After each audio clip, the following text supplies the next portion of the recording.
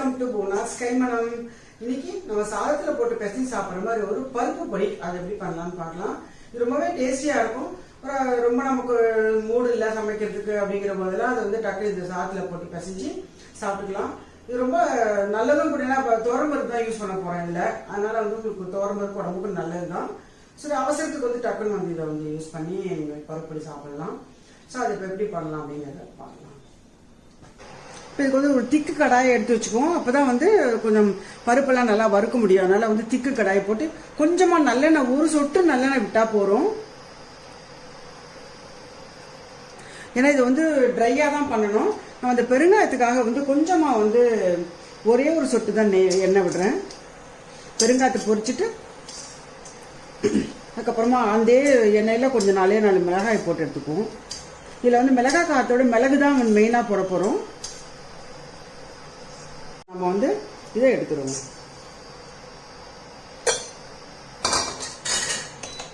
இப்போ அந்த சூடுலே 4 மிளகாய் மட்டும் போடுறேன். பாக்கி வந்து நம்ம வந்து இதுதான் போட போகிறோம், மிளகு போட்டு தான் பண்ண போகிறோம். ஸோ இதில் 4 மிளகாய் மட்டும் போட்டுக்கிறேன். லேசாக சூடு பண்ணால் போதும். இதில் ஒரு ஃபுல் கப்பு துவரம்பருப்பு எடுத்திருக்கேன், போட்டுட்டு வறுப்போம். இதை வந்து இது மாதிரி கைவிடாமல் வறுக்கிறதுன்னு சொல்லுவோம். அந்த மாதிரி இது வந்து வறுத்துட்டே இருக்கணும். விட்டிங்கன்னா கொஞ்சம் வந்து கலர் மாறிடும், தீஞ்சிடும்.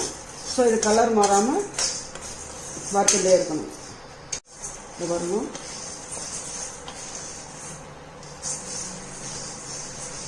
இப்போ இந்த ஸ்டேஜ் போகிறோம், இதை மாற்றிடுவோம். ஃபுல் கப்பு போட்டதுனால சும்மா ஒரு 2 டேபிள் ஸ்பூன் அளவுக்கு கடலைப்பருப்பு, சும்மா அது ஒரு வாசனைக்காக தான். இது ரொம்ப தேவையில்லை. சும்மா கொஞ்சம் ஒரு 2 டேபிள் ஸ்பூன் தான் இருக்கும். அது அவ்வளோதான் போட்டிருக்கேன். அப்புறம் பொட்டுக்கடலை கொஞ்சமாக எடுத்து வச்சுருக்கேன். அந்த பொட்டுக்கடலை வந்து கைக்கு கொஞ்சம் சில்கியாக இருக்கும் பிசைஞ்சு சாப்பிடும்போது, அதுக்காக. இதுவும் நல்லா சிகப்பாக வறுத்தாச்சு. இதை எடுத்துன்னு வரணும். இதில் சும்மா ஒரு 1/4 கப் அளவுக்கு பொட்டுக்கடலை எடுத்திருக்கேன். இந்த பொட்டுக்கடலை வந்து எப்படின்னா, நீங்கள் கையில் பிசைஞ்சு சாப்பிடும்போது கொஞ்சம் சில்கியாக இருக்கும் கைக்கு, அதுக்காக தான் இந்த பொட்டுக்கடலை. ஆல்ரெடி வந்து கொஞ்சம் கிளஞ்சியாக தான் இருக்கும். பட் கொஞ்சம் லேசாக அந்த வாசனைக்காக கொஞ்சம் வறுத்துண்டா போதும்.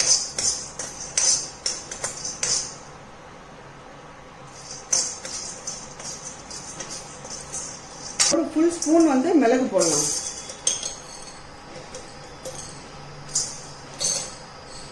ஏன்னா இதுக்கு வந்து மிளகு காரம் தான் மெயின். அதனால ஒரு ஸ்பூன் இல்லை கொஞ்சம் கூட போடலாம். ஒரு 1.25 ஸ்பூன் அளவுக்கு போடலாம்.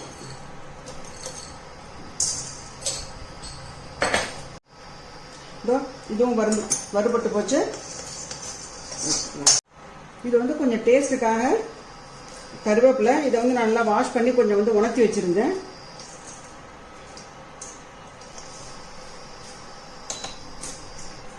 பாருங்க, இந்த கருவேப்பிலை நல்லா நிறம் மாறி கொஞ்சம் வந்து வறுபட்டு போச்சு. கருவேப்பிலை வந்து எடுத்துருவோம். இப்போ நான் கருவேப்பிலை எடுத்துட்டேன். இப்போ அடுப்பை ஆஃப் பண்ணிட்டு, இப்போ நம்ம வறுத்தோம் இல்லையா, எல்லா சாமானையும் இதில் போட்டு கொஞ்சம் நேரம் அப்படியே வந்து வச்சிருப்போம். அப்புறமா வந்து அரைச்சிக்கலாம். இன்னும் கொஞ்சம் நேரம் அதில் இருந்ததுன்னா நல்லா வந்து மொறுன்னு வரும், இதுவாகும். நல்லா அரைக்கிறதுக்கு ஈஸியாக இருக்கும். ஸோ இப்போ இந்த அடுப்போட சூடு இருக்கிற வரைக்கும் இது கொஞ்சம் நேரம் அதில் இருக்கட்டும். அப்புறம் ஆறுனதுக்கு அப்புறமா அதை அரைச்சிக்கலாம். இப்போ அது மேலே நான் வந்து உப்பு போட்டுறேன். ஸோ அதுவும் சூடு ஏறிட்டே இருக்கும். உப்பு போட்டுருவோம். ஸோ இதுக்கு வந்து நான் இவ்வளோ உப்பு போடுறேன், கல் உப்பு தான் போடுறேன். ஏன்னா சாட்டில் பிசைஞ்சு சாப்பிட்றதுனால கொஞ்சம் வந்து உப்பு வந்து நல்லாவே போடணும். இப்போ தோசை மிளகா அப்படின்னா கொஞ்சம் அந்த இட்லி தோசையில் கொஞ்சம் இருக்கும் உப்பு. ஸோ இது வந்து சாதங்கிறதுனால அதுக்கு தகுந்த உப்பு போட்டாச்சு.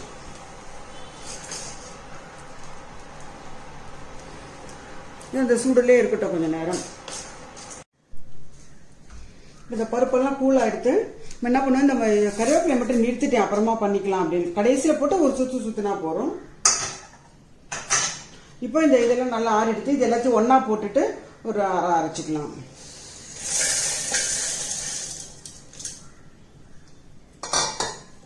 இப்போ பாருங்க, இதை அரைச்சாச்சு. இதை வந்து கடைசியில் இப்போ நான் சொன்ன மாதிரி இந்த கருவேப்பிலையை மட்டும் இதில் ஒரு சுற்று போட்டுட்டு, இப்போ கருவேப்பிலை போட்டு ஒரு சுற்றிக்கலாம் லேசாக. இப்போ நம்ம பொடி ரெடி ஆகிடுது. இது வந்து சும்மா அந்த வறுத்த கறிவேப்பிலை மேலே கொஞ்சம் வந்து சும்மா அழகாக போட்டு வச்சிருக்கேன். இது வந்து ரெடி ஆயிடுச்சு.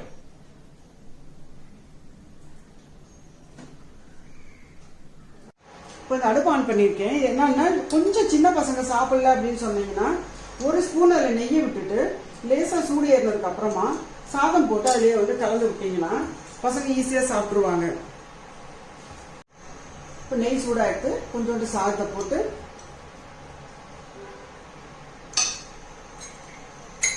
பொடியில கொஞ்சமா போட்டு பண்ணலாம்.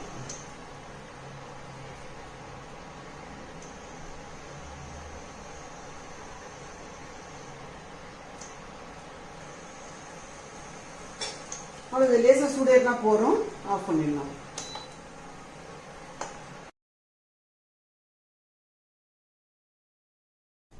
இப்ப பார்த்து இந்த பருப்பு பொடியும் இதுக்கு வந்து அரிசி அப்பளம் பொரிச்சு வச்சிருக்கேன். சாப்பிட்றதுக்கு ரொம்பவே நல்ல ஒரு காம்பினேஷனா இருக்கும். இதை நீங்க அவசியம் பண்ணி பாருங்க. அதே குழந்தைங்களுக்கு தனியா பண்ணேன்னா கொஞ்சம் பெரிய பசங்க, ரொம்ப குட்டி பசங்க சொல்ல முடியாது, கொஞ்சம் வளர்ந்த பசங்களா இருந்தா அதெல்லாம் இப்ப வந்து கொஞ்சம் மென்னு சாப்பிட்றது கூட யோசிக்கிறாங்க. இந்த மாதிரி கொஞ்சம் சாஃப்டா இருந்ததுன்னா அடுப்புல போட்டு பண்றதுனால கொஞ்சம் சாஃப்ட் ஆயிடும். சேர்ந்தாப்புல ஆயிட்டு ஸ்பூன் போட்டு டக்குன்னு சாப்பிட்டு போயிடுவாங்க. அதுக்காகத்தான் அந்த மாதிரி சும்மா கொஞ்சமா நெய் விட்டு அதை வந்து பண்ணி காமிச்சேன். அது குழந்தைங்களுக்காக அதை பண்ணி காமிச்சிருக்கேன். ஆக்சுவலி பாத்தீங்கன்னா இந்த பருப்பு பொடி சாதத்துக்கு வந்து நல்லெண்ணெய் தான் நல்ல காம்பினேஷன், ரொம்பவே நல்லா இருக்கும். நல்லெண்ணெய் போடுறதுனால கொஞ்சம் நல்லா வந்து அதை வந்து ஒட்டிக்கும். நெய்யை விட இன்னும் கொஞ்சம் நல்லெண்ணெய் வந்து கொஞ்சம் நல்லா சாதத்துல வந்து பிசைஞ்சோம்னா நல்லா வரும். குழந்தைங்களுக்கு வேணா பிடிச்சா வந்து நெய் போட்டுக்கலாம். இதை வந்து ஆக்சுவலா இட்லி தோசைக்கே ஒரு சேஞ்சுக்கு வந்து சாப்பிட்டீங்கன்னா ரொம்பவே டேஸ்டா இருக்கும். ஏன்னா எப்பவும் மிளகா பொடி சாப்பிட்றோம் யூஸ்வலா, பட் இதை கூட வந்து என்னைக்காச்சும் ஒரு நாளைக்கு ஒரு சேஞ்சுக்கு ஒரு இட்லிக்கோ தோசைக்கோ சாப்பிட்டீங்கன்னா ரொம்பவே அட்டகாசமா இருக்கும். நல்லெண்ணெய் விட்டுட்டு சாப்பிட்டா ரொம்பவே டேஸ்டா இருக்கும். சப்போஸ் உங்களுக்கு இது வந்து கொரகொரப்பா இருக்கு நீங்க ஃபீல் பண்ணீங்கன்னா லேசா வந்து அந்த ரவை சல்லடையில வச்சு நீங்க வந்து சலிச்சு கூட யூஸ் பண்ணிக்கலாம். ஏன்னா ஒரு சிலருக்கு வந்து ரொம்ப மழை தான் பிடிக்கும், ஒரு சிலருக்கு லைட்டா இருக்கலாம். ரவை பதத்துக்கு இருக்க வேண்டியது இல்லை, லைட்டா கொஞ்சம் கொரகொரன்னு இருக்கலாம். சப்போஸ் அந்த மாதிரி கொஞ்சம் கொரகொரன்னு இருக்கணும் அப்படின்னாக்கா அந்த மாவு சலிக்கிறதுக்கு அடுத்த சல்லடை கொஞ்சம் வந்து ரவை பதத்துக்கு லைட்டா இருக்கும். ஸோ அந்த சல்லடையை வச்சு சலிச்சுட்டு அப்புறம் மேல இருக்கிறது வந்து நீங்க சாம்பார் பண்ணும்போது அல்லது அடை பண்ணும்போது அதுல வந்து மிக்ஸ் பண்ணி சாப்பிட்டுக்கலாம். அப்படியும் பண்ணலாம். இல்ல சலிக்க வேண்டாம் நம்ம அப்படியே சாப்பிட போது நானும் அப்படியே தான் வச்சுக்கிறேன், சலிக்க மாட்டேன், அப்படியே தான் யூஸ் பண்ணிட்டு இருக்கேன். ஏன்னா சாப்பிடும்போது லைட்டா கொஞ்சம் வந்து கிரன்ச்சியா இருக்கும். அது வந்து சாப்பிடும்போது பருப்பு வந்து கடிப்பு நல்லா இருக்கும். நான் அப்படியே விட்டுருக்கேன். அது அவங்களோட சாய்ஸ். இப்ப பாத்தீங்கன்னா இந்த மாலைபக்ஷம் ஆரம்பிச்சிருக்கு அப்படின்னு நம்ம சொல்றோம். சோ வந்து அந்த மாலைபக்ஷம் கொஞ்சம் பேருக்கு தெரிஞ்சிருக்கும், என்னன்னு கொஞ்சம் பேருக்கு தெரியாமையும் இருக்கலாம், அதை பத்தி யோசிக்காம இருந்திருக்கலாம். இந்த மாலைபக்ஷம் அப்படிங்கிறது வந்து இந்த 15 நாளைக்கு ஏன் அப்படி வச்சிருக்காங்க அப்படின்னா, மகாலயம் அப்படின்னா கூட்டம், பக்ஷம்னா 15 நாள்னு ஒரு கணக்கு இருக்கு. சோ இந்த ஒரு 15 நாளைக்கும் நம்ம வந்து பித்ருக்கள் வந்து பூமிக்கு வந்து நம்ம சந்ததிகள் வந்து எல்லாம் நல்லா நம்ம பண்றாங்களா, நம்ம ஞாபகம் வச்சிருக்காங்களா அப்படிங்கிறதுக்காக பித்ருக்கள் இறங்கி வந்து பார்ப்பாங்க அப்படிங்கறத இது ஐதீகம். அதனால தான் 15 நாளைக்கும் கொஞ்சம் வந்து விரதம் மாதிரியும் சொல்லலாம். கிட்டத்தட்ட கொஞ்சம் வந்து வெங்காயம் பூண்டெல்லாம் சேர்க்கறது இல்லை, அது மாதிரி குளிச்சுட்டு சமையல் பண்ணி கொஞ்சம் வந்து கொஞ்சம் மடியா இருக்கிறது அப்படின்னு. அப்படி 15 நாளும் பண்ண முடியாத கூட அட்லீஸ்ட் அவங்கவுங்க பேரண்ட்ஸ் வந்து எப்போ வந்து எந்த திதியில இறந்தாங்களோ அந்த திதிக்கு மட்டும் வந்து யாராவது சாஸ்திரிகளை கூப்பிடுறதோ ஏதாவது வந்து தானம் பண்றதோ இல்ல ஒரு ஜஸ்ட் ஒன்னும் பண்ணாட்டி கூட ஒரு பசியோட இருக்கிற ஒரு ஏழைகளுக்கு ஒரு 2 பேருக்கு சாப்பாடு கொடுத்தா கூட போறோம். அதுவே வந்து அந்த அவங்களோட ஆன்மாக்கள் வந்து அவங்களுக்கு வந்து திருப்தி ஆயிடுவாங்க. அதனாலதான் வந்து இந்த மாலை பட்சத்துல வந்து இந்த மாதிரி எல்லாம் பண்றது.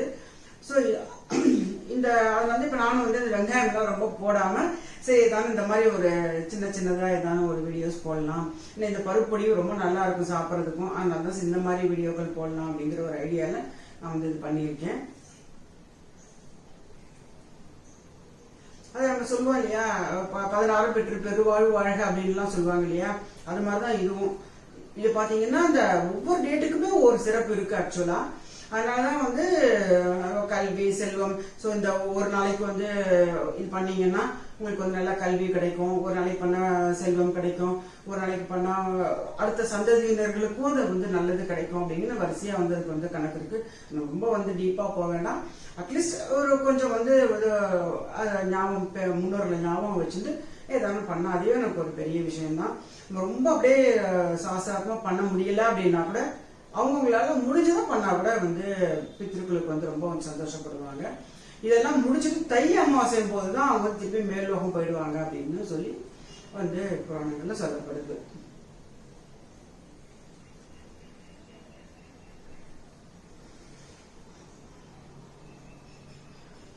ஸோ நம்ம இன்னைக்கு வந்து வீடியோவில் நோ கடி நோ ஜோக்ஸ், ஒன்லி இந்த மாலை பட்சத்தை பற்றி சும்மா 2 வார்த்தை சொல்லியிருக்கேன், அவ்வளோதான். அப்புறம் வந்து பார்க்கலாம், அடுத்த வீடியோவில் சந்திப்போம். வணக்கம்.